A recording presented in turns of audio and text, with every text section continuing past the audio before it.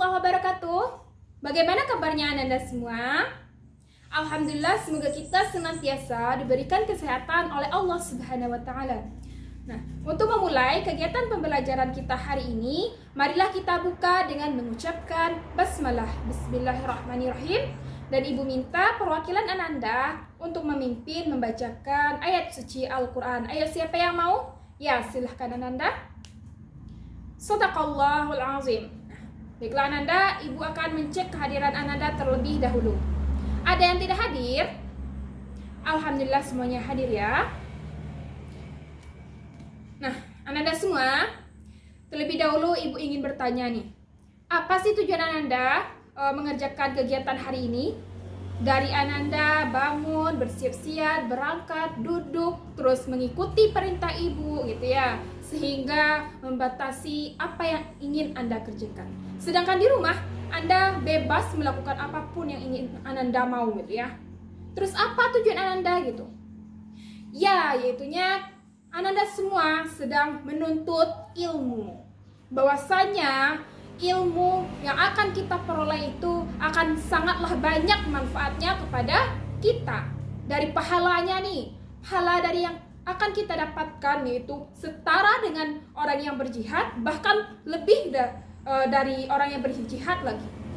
Dan juga Allah akan mengangkat derajat orang yang berilmu sebagaimana di dalam Quran surah Al-Mujadalah ayat 11. Bismillahirrahmanirrahim. Yarfa'illahu alladhina amanu minkum darajat. Allah akan mengangkat derajat orang-orang yang berilmu. Jadi sungguh luar biasa sekali ya jika kita memiliki ilmu yang bermanfaat tentunya ya. Untuk itu, Ananda semua yang masih bermalas-malasan belajar, maka rubahlah niat Ananda lagi ya. Biarlah Ananda bersusah payah hari ini, tetapi nanti Ananda sendirilah yang akan menikmati hasilnya ya. Baiklah, itulah sedikit masukan dari Ibu. Nah, Ananda semua, Ibu ingin mereview materi kita minggu lalu. Siapa yang masih ingat kita belajar tentang apa? Ya, tentang haji dan umroh. Nah, di dalam haji dan umroh ini ada rukun-rukun yang harus kita kerjakan. Apa saja rukun dari haji dan umroh? Ya, siapa yang mau? Ya, silakan Ananda. Betul, ya. Rukunnya bahwasanya di dalam haji dan umroh ada beberapa rukun. Dan yang membedakan di sinilah yaitunya pada rukun wukuf. Di dalam haji kita berwukuf, sedangkan di ihram kita tidak berwukuf ya. Itu materi kita minggu lalu. Nah, marilah kita masuk kepada pembelajaran hari ini. Pada hari ini ada tujuan pembelajaran yang mesti Ananda capai, yaitu yang pertama yaitunya Ananda harus mampu menjelaskan pengertian dan dasar hukum dari makanan dan minuman yang haram.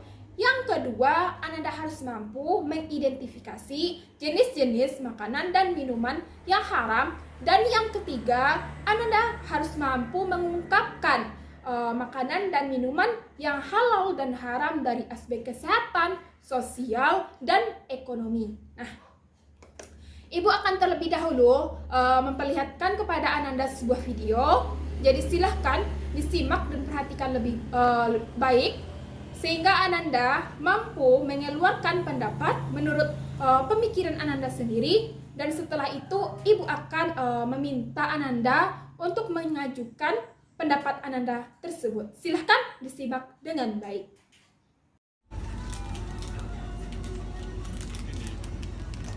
Di sini kalian bisa ngeliat kan ada Botaniko Fukumu. Jadi di dalam ini komposisinya dicampur sama Botaniko juga. Nah, kalau kalian lihat di atas itu ada tulisannya Osake Kona. Artinya Ya, juga bagus jawabannya. Dan Ibu rasa Ananda sudah paham ya apa yang disampaikan di dalam video tersebut ya. Bahwasanya di dalam video tersebut ditampilkan sekelompok muslim yang sedang melakukan pengecekan terhadap makanan non-halal di sebuah supermarket di Jepang. Nah, apa pesannya untuk kita? Yaitu jika kita ingin mengonsumsi makanan dan minuman, hendaklah kita meneliti ingredients yang ada di makanan tersebut gitu. Apalagi jika kita berada di luar negeri, tentunya kita akan sangat sulit menemukan hal-hal yang berbau Islam, dan tentunya kita harus lebih teliti lagi dalam memilih makanan dan minuman yang hendak kita konsumsi, ya. Jadi begitu besar ya perhatian kita hendaknya terhadap makanan dan minuman yang hendak kita konsumsi, gitu ya. Dari video tersebut tuh diberikan petunjuk kepada kita bahwasanya makanan dan minuman tersebut yaitunya apa? Apa petunjuknya untuk kita? Ya, sebagai kita seorang muslim, kita dilarang karena haram kita mengonsumsi makanan dan minuman yang mengandung apa yang ada di dalam video tersebut, ya. Nah, mari kita masuk kepada materi pertama, yaitunya pengertian dan dasar hukum dari makanan dan minuman yang haram. Dari yang kita bahas tadi, kita bisa memberikan sebuah pengertian tuh terhadap makanan dan minuman haram. Siapa yang bisa memberikan pendapatnya? Ya, silakan Ananda. Ya, betul. Jawabannya sudah tepat. Siapa lagi? Ya. Ya, betul juga jawabannya. Bahwasanya makanan dan minuman yang haram itu adalah makanan yang dilarang untuk kita konsumsi. Kenapa? Karena di dalam Islam, Al-Quran menjelaskan makanan dan minuman tersebut haram dan tentunya dilarang untuk kita mengonsumsinya, gitu. Apa penyebabnya? Kenapa kita dilarang? Siapa yang tahu? Ya, betul, karena akan berpengaruh mudarat kepada kita. Bisa kita diserang penyakit, bahkan hal-hal yang buruk akan datang kepada kita jika kita mengonsumsi makanan dan minuman yang haram. Nah, di mana kita bisa tahu bahwasanya di dalam Al-Quran dijelaskan, yaitu di dalam Quran surah Al-Baqarah ayat 173. Nah, kita masuk kepada pembahasan yang kedua, yaitunya jenis-jenis makanan dan minuman yang haram. Nah, jenis-jenis makanan dan minuman yang haram ini ada dua. Yang pertama, haram li zatihi, dan yang kedua, haram li ghairihi. Yang pertama akan kita bahas yaitu haram li zatihi. Siapa yang tahu apa itu haram li zatihi? Ya, Ananda? Betul, yaitunya makanan tersebut memang sudah haram dari asalnya. Apa saja? Ya, seperti daging babi, darah, dan juga khamar ataupun minuman keras. Selanjutnya, makanan haram li ghairihi. Apa itu? Ya, siapa yang mau? Ya, silakan Ananda. Betul, jawabannya yaitu makanan dan minuman karena ada beberapa faktor eksternal atau ada beberapa sebab sehingga makanan dan minuman tersebut haram.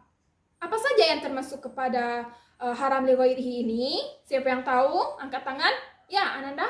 Betul jawabannya. Seperti bangkai, terus makanan dan minuman yang tercampur dengan najis. Setelah itu makanan dan minuman yang cara memperolehnya itu dengan cara yang zolim, gitu. Jadi ini juga akan menyebabkan makanan dan minuman itu dari yang halal menjadi haram, gitu. Seperti najis tercampur ke dalam makanan kita, gitu. Dari halal dan haram, tapi karena ada najis yang masuk, maka makanan tersebut akan menjadi haram, gitu.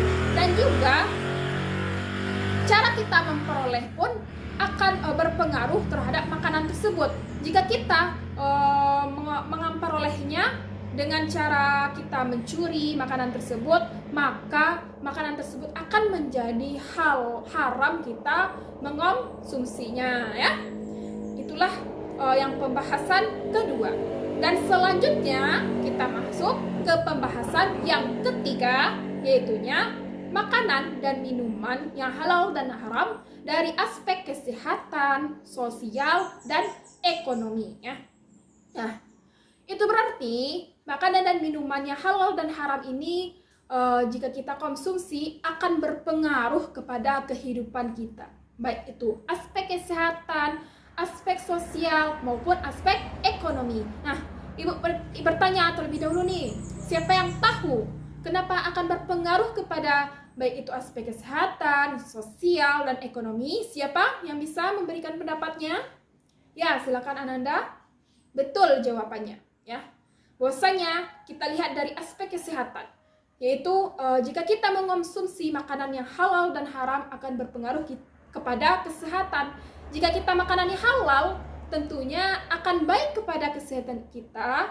Jika kita makanannya haram, maka dampak buruklah yang akan kita terima. Jika aspek sosial lagi, yaitunya jika kita memakan makanan yang halal dan haram, akan berpengaruh kepada akal dan jiwa kita. Jika kita memakan yang halal, tentunya kita mampu menjaga akal dan jiwa kita. Dan tentu kita akan berperilaku baik, sehingga di masyarakat kita akan disenangi oleh masyarakat, dan tentu sosial akan terjalin dengan baik. Nah, ekonomi lagi. Apa ekonomi berdampak kepada kita jika kita memakan makanan yang halal dan haram? Ya, yaitunya jika kita memakan yang halal, maka Allah akan senantiasa memberikan rezeki kepada kita. Jika yang haram, tentunya Allah akan enggan memberikan kita rezekinya, ya. Begitu besar sekali pengaruh makanan dan minuman yang halal dan haram terhadap kehidupan kita sehari-hari, ya. Nah, dari pembahasan yang kita bahas bersama-sama, siapa yang bisa memberikan kesimpulannya? Ya, silakan Ananda. Ya, sudah melingkup semuanya dari kesimpulan yang Ananda sampaikan, ya.